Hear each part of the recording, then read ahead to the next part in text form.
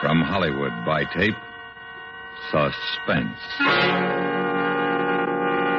Tonight marks two auspicious occasions on radio's outstanding theater of thrills. Tonight, Suspense begins its 15th season on the air. Tonight, Suspense welcomes as its producer-director the distinguished master of mystery and adventure, William N. Robeson. Ladies and gentlemen, Mr. Robeson. Good evening. On this first program of our new series, we are proud to bring you Miss Patty McCormick, the young star of the Warner Brothers picture, The Bad Seed, in a play written especially for her by Peggy Chandler. Other stars will follow her in a succession of chilling tales of suspense. Next week, Reed Hadley in Red Cloud Mesa, based upon the recent Collier's magazine story, Where the Warriors Crossed.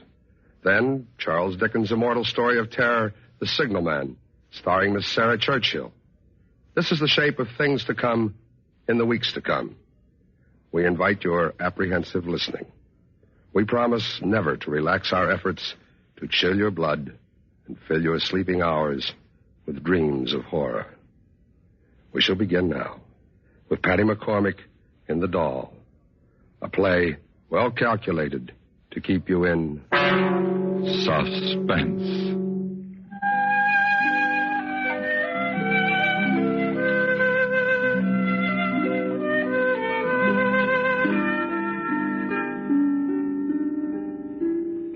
Tomorrow's my birthday, but I don't think my father remembers. He didn't ask me what I wanted for a present, like he always used to, before Paula came to live at our house. When people forget your birthday, even if it's your father, I guess that means they don't like you so much anymore. Valerie, it's your bedtime. Just 5 minutes more, Paula. Daddy, may I please? When it comes to bedtime, Val, Paula's the boss. But on special nights, I'm always allowed. Is this a special night? Well, sort of. Tomorrow. That'll be enough stalling. I'm not stalling. Val, you mustn't shout at Paula. Now apologize. Forget it, George. The child's tired. I'm not. Valerie. I'm sorry, Paula. I apologize. That's better. Now tell me, what's so special about tonight? Don't you know what? Honor bright, don't you? Well, let's see. It's not Christmas Eve or the 4th of July or the first day of school or... Oh, I know what she's talking about, George. Her birthday. It's tomorrow. Oh, Val, I'm sorry, baby. I guess I forgot. Oh, but I've had a lot of things on my mind lately. Things at the office. Valerie, don't look at your father that way. He said he was sorry. Oh, it's okay, Daddy. I guess I'm too big to care about birthdays anymore. Well, then I guess you don't want the present I got for you. Paula, you're wonderful. So they tell me. See, Val, your birthday wasn't forgotten after all. Paula remembered. Thank you very much, Paula. Don't you want to see your present? Not till tomorrow. We never open presents ahead of time, Daddy and me. Good night, Paula. Good night, dear. Good night, Daddy. I know I don't deserve it, but I'd sure like a kiss. Okay. Good night. Thanks for remembering, darling. If you hadn't, we'd have had a family crisis on our hands. The poor little kid. Credit my little black book. Right after the wedding, I listed all dates, the forgetting of which would cause crises. You're either a witch or a wonder, and I don't care to find out which. And no pun intended. Come on, darling. It's our bedtime, too.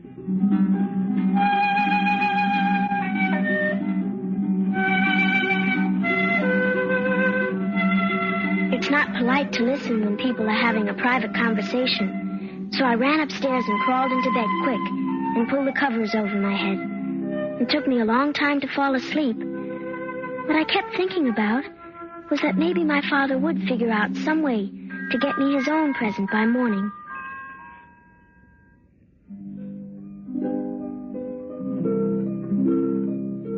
Now it's tomorrow, and I've been waiting downstairs an awfully long time.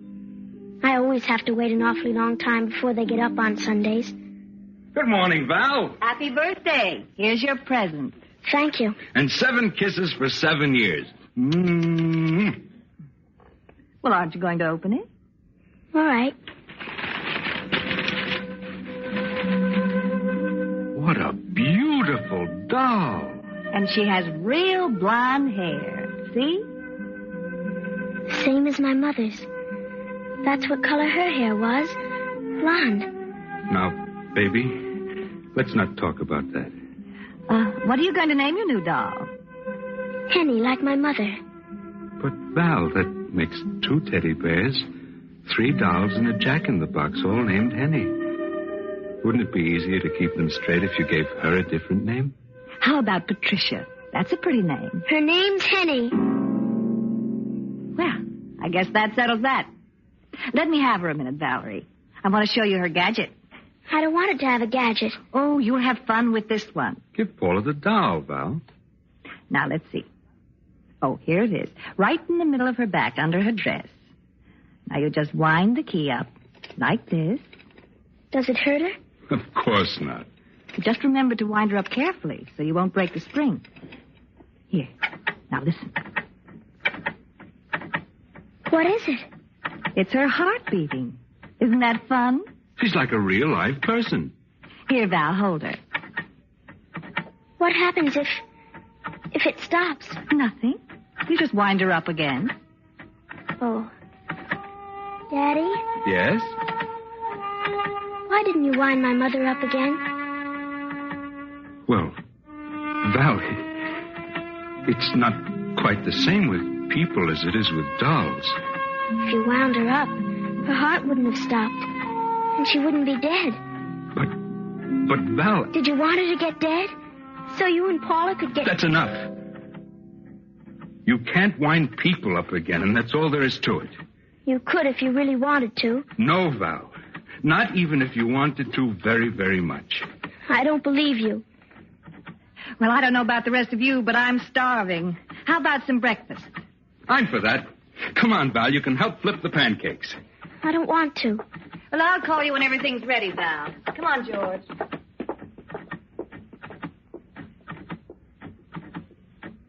I'll take care of you, Henny. I won't ever let you get dead, I promise.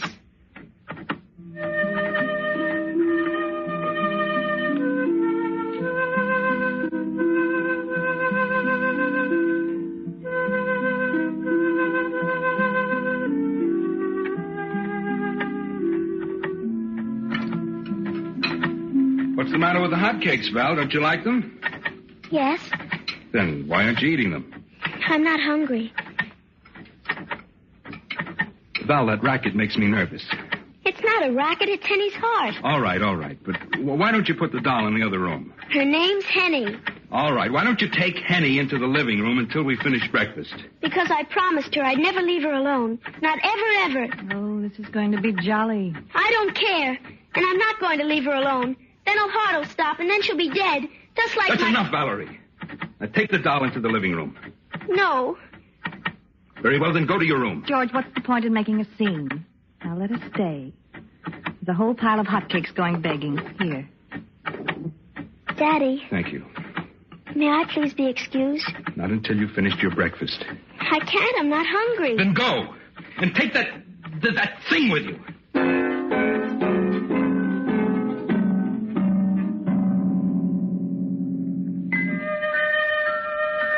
I took Henny to my secret place, down at the end of the garden where the big, cool vines make a little house that's all hidden from everyone.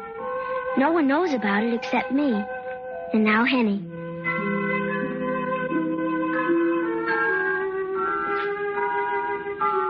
Every time her heart starts to slow down, I wind her up again. But very carefully so I won't break the spring.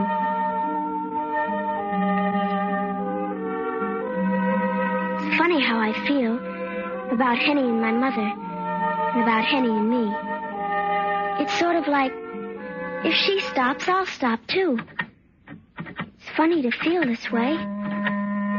Scary. Believe me, darling, I can appreciate how And here comes Paul and my father. I have to be very quiet now so they won't find out about my secret place.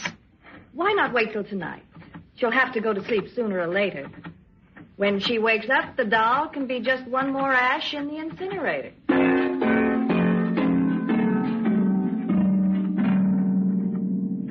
I'll never let them do that to you, Henny. Never, I promise. We'll run away.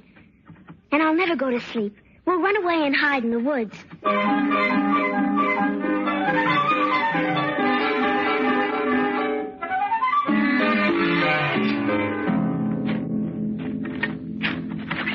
Who's there?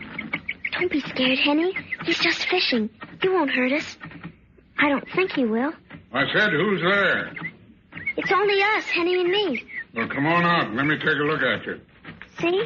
We were just out for a walk and... Oh, and you decided to come around and scare all the fish, huh? we didn't mean to. What's making that noise? Henny, it's her heart.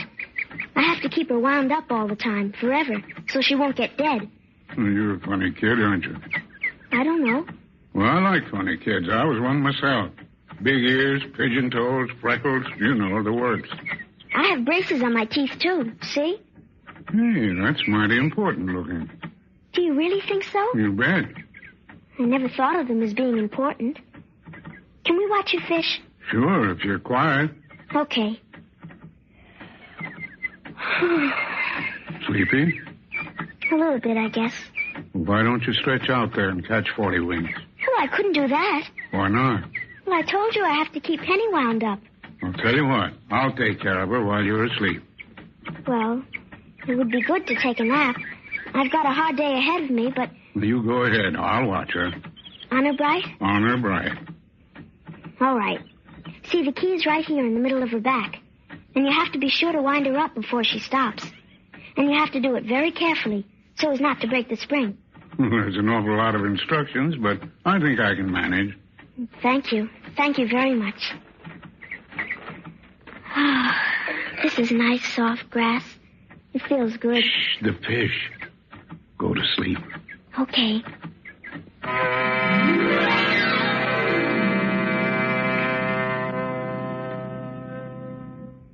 You are listening to Miss Patty McCormick in The Doll.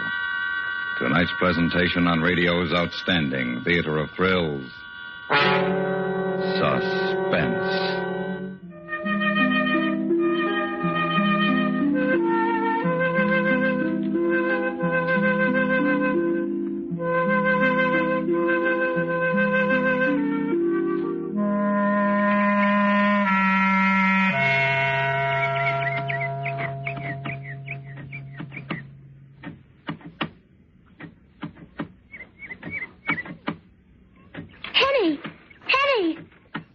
Henny. Everything's going to be all right. I won't let you get dead.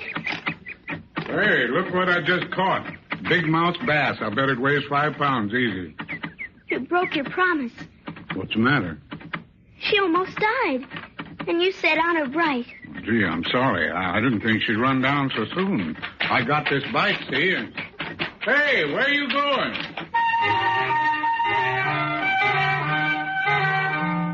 I didn't know where I was going. I didn't know where to go. I didn't know any place that would be safe for Henny and me, where I could keep her from dying. So I just held her and kept winding her up and walking around for an awfully long time.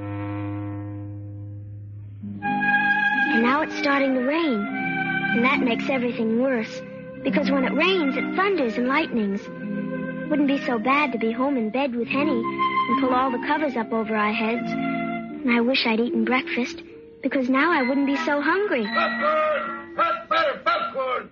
Maybe I can get some popcorn from that popcorn man. Get your popcorn. Want some popcorn, Henny? Popcorn! Only thing is, I don't like his monkey. He looks kind of mean. He jumps around so quick. Hot butter popcorn! Want some popcorn, little girl? How much does it cost? 10 cents, 1 thing dime. I only have a nickel. Oh, too bad. But we're awfully hungry. So is the monkey, so it costs 10 cents a bag of popcorn. Can I buy a half a bag? What kind of noise is that? It's my doll's heart. Her name's Henny. What's your monkey's name? He got no name. Doesn't he get lonely without a name? I tell you what, I swap you a bag of popcorn for your baby doll with a heart. Fair enough, eh? No, you can't have it. Monkey like her. You like her yellow hair. You see water. No, make him stop. You better give her to him. He like her hair. Hey, watch out, he bite you. Make him go away. Please make him let go. The monkey, the baby doll. Please make him let go.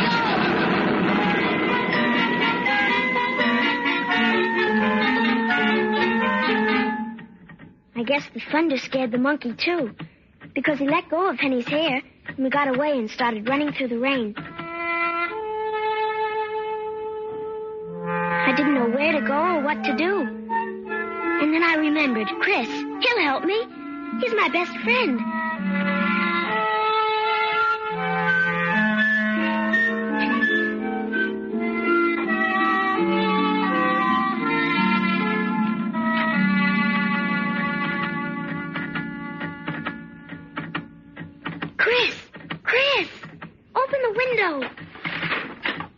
Valerie? What's the matter? Come on out and I'll tell you. I'm not allowed. My mother says it's going to rain again. Oh, please, Chris, please. I can't. But you have to. It's the most important thing in the whole world. And you have to help me. Your father's looking for you. Oh, Chris, then I really have to run away. Where to? Well, I don't know yet. Come with me, please. What for? To help with Henny. This is Henny. She's pretty. Like my mother. You could take care of her when I go to sleep. Then you could go to sleep and I'd watch her. It would be like playing house. And then she'll never die. Please. I can't. Your father called the police from our house. He did? I guess they're out looking for you with sirens and badges and everything. Oh, but I didn't do anything wrong, Chris. Why did he have to call the police? I don't know. I have to go now, Val. Oh, no, Chris, please, no. Your father told me you were missing and all about how you look and what you're wearing. What do they do to us if they catch us? Will they send us to jail? Will they, Chris? No, they'll just make you go home, that's all. But I can't go home. They'll put Henny in the incinerator. Paula said so. I heard her. So what? She's just a doll. No, she's not. She's Henny. And if she dies, something will happen to me. I know it. What are you talking about, Valerie? Oh, Chris, help me, please. I can't. And anyway, I don't want to run away. Chris, get me a big box. Big enough to put Henny in. And lend me a pair of your jeans and a jacket. I'll put them on in the garage, and they won't recognize me, and we'll be safe. Sounds like a cuckoo head idea to me, but... Well, okay. Just get them and throw them out the window. And you won't tell anybody you saw me, will you, Chris? No. Not unless they make me.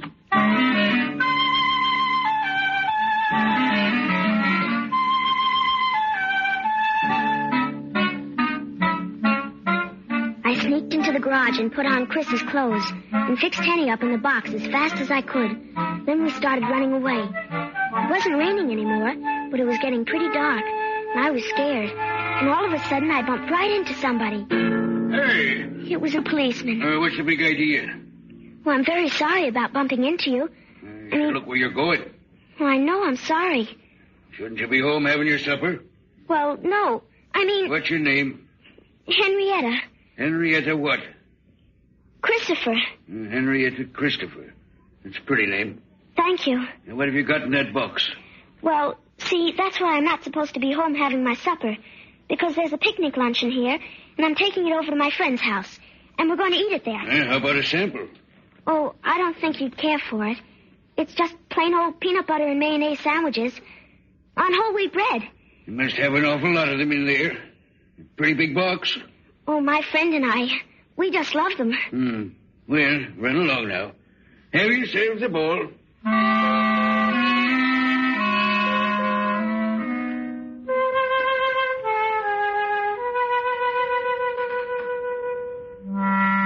It got darker and darker, and I didn't know where to go or what to do.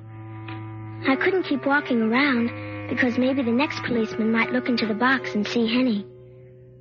And it was very hard finding hiding places to stop and wind her up. I had to go someplace that somebody in the whole world didn't know about except me.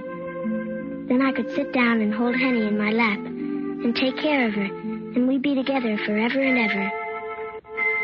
So I decided my secret place down at the end of the garden would be the best place. That's where we are now, just Henny and me alone. The light in my father's room just went out. It's awfully dark, because there isn't even any moonlight. And all the noises of the night sound funny and close. Not like when you're asleep in bed, and you can hear the clock on the dresser. Ticking. Ticking. Tock. Tick. Tock. Tick. Tock. Tock. Tick. Tick. Tock.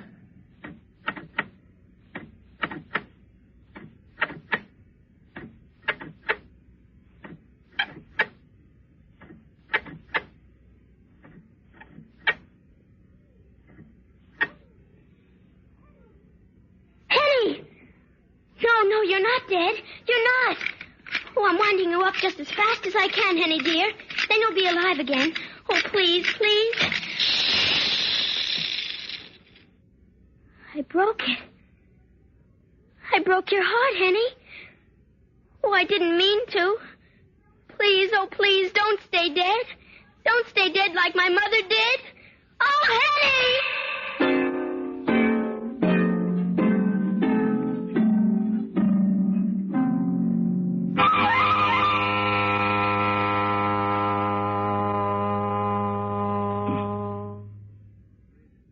I'm afraid it is a heart attack. A fatal one, Doctor. It's too soon to tell. And of course, Doctor, we've had to be prepared for something like this, knowing that she inherited the condition from her mother. Yes, of course, but the doll brought it on. What do you mean? Surely you must realize it was an ill-chosen gift. Why, it never occurred to me, Doctor. It didn't, George. Really, it didn't. I had no idea. It was just a silly little doll with a gadget. A different gadget from most dolls. George.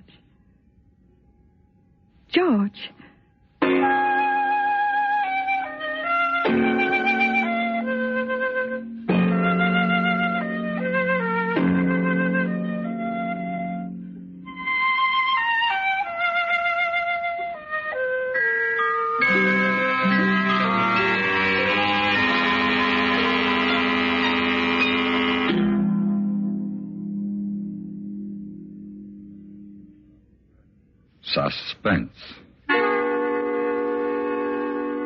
in which Miss Patty McCormick starred in The Doll by Peggy Chandler. Listen again next week when we return with another play well calculated to keep you in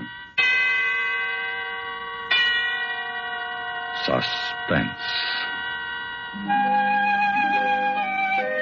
Suspense is produced, directed, and taped in Hollywood by William N. Robeson. The special score for tonight's play was composed and conducted by Lynn Murray. Featured in the cast were Richard Beals, Mary Jane Croft, Shepard Menken, Dick LeGrand, and Louis Van Ruten.